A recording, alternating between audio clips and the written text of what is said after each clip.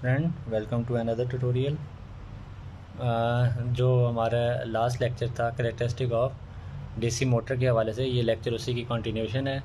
Last lecture में हमने characteristic of DC motor के बारे में पढ़ा था कि डीसी मोटर की 3 कैरेक्टरिस्टिक होती हैं, torque versus armature current, speed versus armature current और स्पीड वर्सेस टार्क। और लास्ट टाइम हमने देखी थी डीसी शंट मोटर की कैरेक्टरिस्टिक। आज हम देखेंगे डीसी सीरीज़ मोटर की कैरेक्टरिस्टिक के हवाले से। इसमें भी 3 वही खसूसियात होंगी। कौन कौन सी खसूसियात होंगी आपके पास? टार्क वर्सेस करंट, जो सेकंड कैरेक्टरिस्टिक होगी वो आपके पास होगी स्पीड वर्सेस करंट, और जो थर्ड होगी वो स्पीड वर्सेस टार्क। ये 3 खसूसियात होंगी जी। सबसे पहले सीरीज़ मोटर का कनेक्शन डायग्राम अगर बना ली जाए तो किस तरह की बनेगी?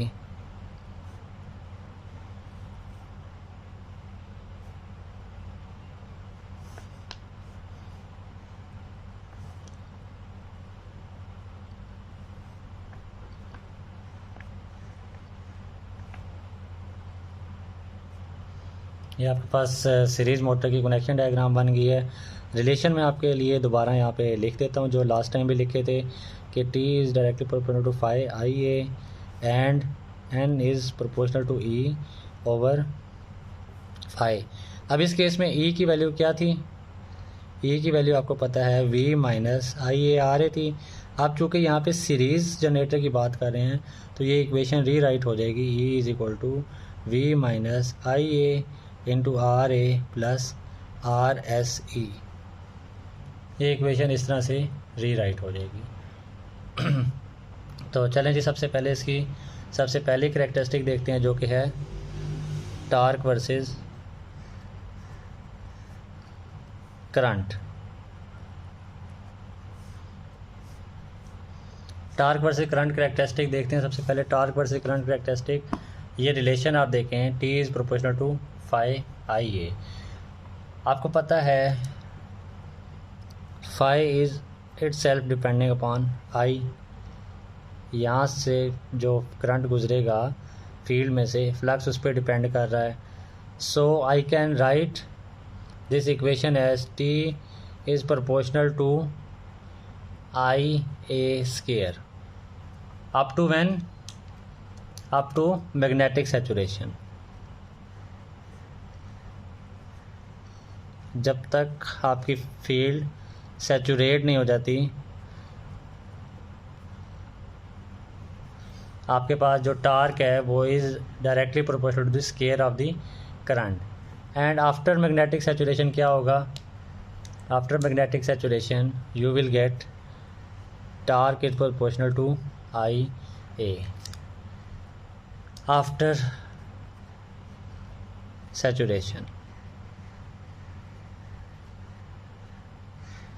आफ्टर मैग्नेटिक सैचुरेशन आपका T is proportional to I A. अगर मैं इस कैरेक्टरिस्टिक को ड्रा करना चाहूँ, इसको बनाना चाहूँ, किस तरह से ये ड्रा होगी? ऑन एक्स एक्सिस आपका पास I A, on y axis आपके पास T A. So up to magnetic saturation it will be proportional to square like this. It will be proportional to square, and after saturation it is proportional to IA. I can draw it in black so you can distinguish it. This is after saturation, after magnetic saturation. The curve drawn in brown is up to magnetic saturation, that is T is proportional to IA square, and after saturation T is proportional to IA, which is a straight line. ये तो हमारे पास आ गई torque और current की खसूसियात। अब इसके बाद जो आती है वो आती है आपके पास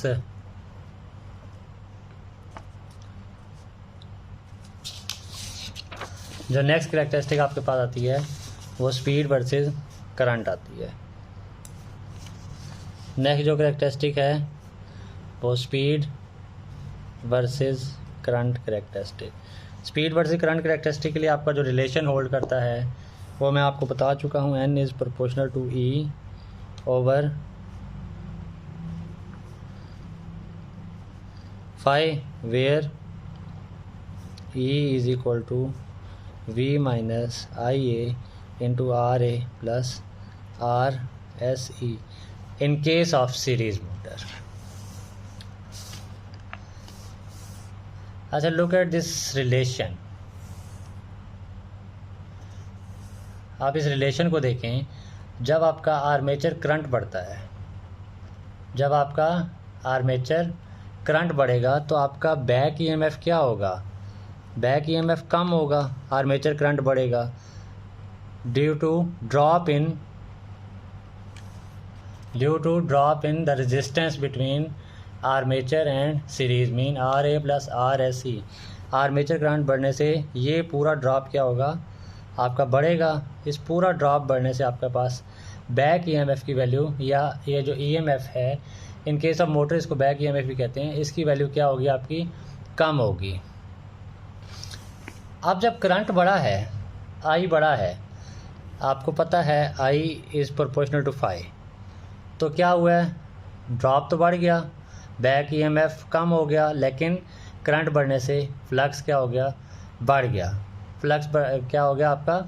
बढ़ गया करंट के बढ़ने से।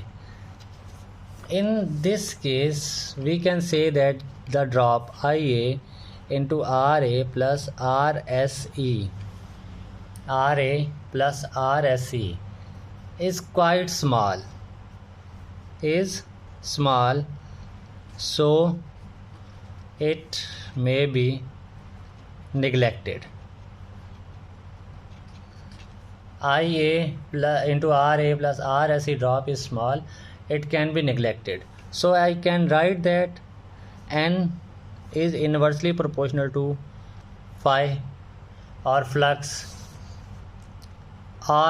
is proportional to I. So I can write here as N is inversely proportional to IA because phi is proportional to IA.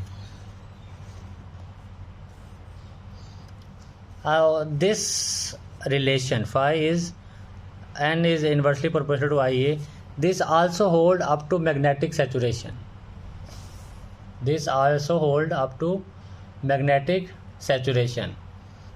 After saturation, the flux become saturated and the speed become constant. Before saturation, this relation will hold. After saturation, the flux become saturated and speed become constant. So for drawing this characteristic,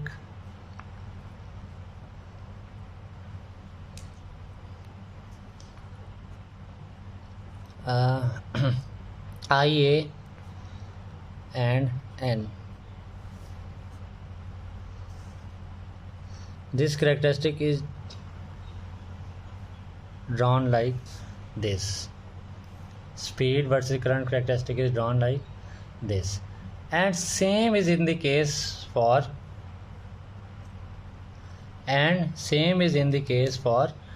torque versus speed characteristic. The third characteristic here is torque versus speed.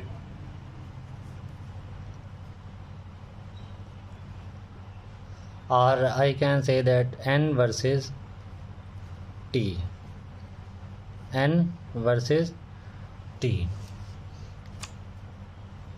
This relation hold. Why? Because you have studied in torque relation that torque is proportional to phi Ia. So I can say that in this equation I can write that N is inversely proportional to TA, because T is depending upon flux and current. So similar curve will be drawn for torque versus speed characteristic. I can draw it here as, यहाँ जो draw होगी speed versus torque characteristic वो बिल्कुल इसी तरह होगी जैसे आपके पास स्पीड वर्सेस करंट की कैरेक्टरिस्टिक है। It will be a parabolic decreasing parabolic shape. ये आपकी डिक्रीजिंग एक शेप बनेगी in case of torque versus speed and speed versus current. तो ये तो थी हमारे पास डीसी सीरीज़ मोटर की कैरेक्टरिस्टिक। आज का लेक्चर यहीं तक था, उम्मीद है आपको क्लियर हो गया होगा। नेक्स्ट लेक्चर में हम पढ़ेंगे कैरेक्टरिस्टिक ऑफ कंपाउंड मोटर और उसी के साथ हम पढ़ेंगे इन कैरेक्टरिस्टिक को डिस्कस करने के बाद उनकी एप्लीकेशन क्या है, इन मोटर्स को कहाँ कहाँ हम यूज़ कर सकते हैं। तो that's it from this lecture, hopefully you get the things clear.